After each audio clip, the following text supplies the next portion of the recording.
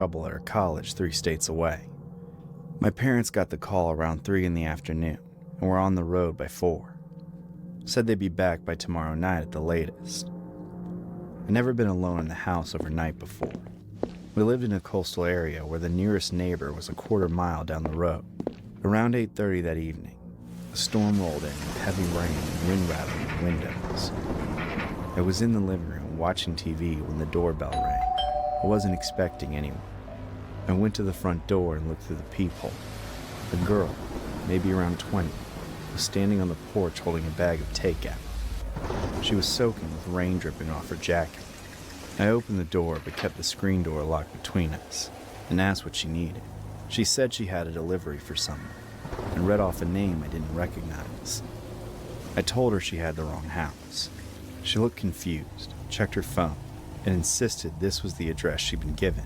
I said sorry and told her to call them and figure it out. She nodded but didn't leave.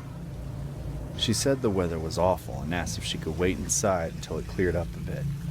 I told her there was a motel about a mile down the road where she could wait. Her face changed entirely. The puppy face disappeared, and anger took over. She asked why I couldn't just let her in for a few minutes, that it was pouring, and she was freezing. I told her my parents weren't home, and I wasn't allowed to let strangers inside. She went quiet for a second, then simply turned and walked back to her car in the rain. I watched her get in a small sedan and drive away, then closed the door and locked it. Something about the whole thing felt off. I realized I'd made a mistake telling her I was all by myself. I went back to the living room but couldn't focus on the TV. I was hyper aware of the smallest movement around me. Less than an hour later, a faint thud started echoing from the back of the house.